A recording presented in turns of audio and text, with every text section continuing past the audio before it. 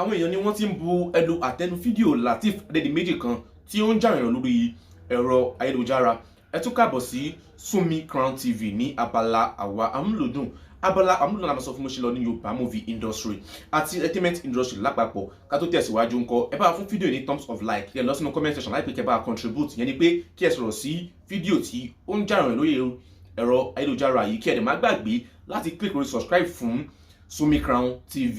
Bó tẹ̀lé jẹ́ pé eléyìí ò kí ń ṣe ìròyìn mọ́, fídíò kan ló ti ń jà ràn lórí ẹ̀rọ ayélujára nípa bí Lateef Adedimeji ṣe ń fa sìgá nínú fídíò kan tí ó mú kí àwọn èèyàn máa bu ẹnu àtẹ́lu Lateef Adedimeji nínú fídíò yìí. Ilé èèyàn wá rí sí ilé ìbòtẹ̀ pé awuyewuye kan náà sọ lórí social media pé kì í ṣe òun ni Yoruba movie actor àkọ́kọ́ tí ó kọ́kọ́ gbé sìgá sẹ́nu bí àwọn olórin hip hop artist. Ibi tí a ti rí picture Fẹ́mi Adébáyọ̀ náà tí òun náà ti ń fa sìgá, òun ni ó ti jáde ní ìgbà tí ó di wípé fídíò Lateef Adedimeji ó bẹ̀rẹ̀ sí ń trend lórí social media. Kílẹ̀ yẹn wá ń sọ sí eléyìí, kílẹ̀ rí sọ sí ọ̀rọ̀ Lateef Adedimeji. Àwọn kan ní ṣe bí Lateef Adedimeji jẹ́ ẹni tó pé ó gbé ẹ̀sìn lórí, tó pé àfáà ni àwọn èèyàn mọ̀ọ́mọ́ lórí social media. Kílẹ̀ yẹn wá rí sí eléyìí, ẹ bá lọ sínú comment section Sm0k TV láìpẹ́ kẹ́ bá dá sí, kílẹ̀ má gbàgbé láti fún fídíò ní thumbs of like.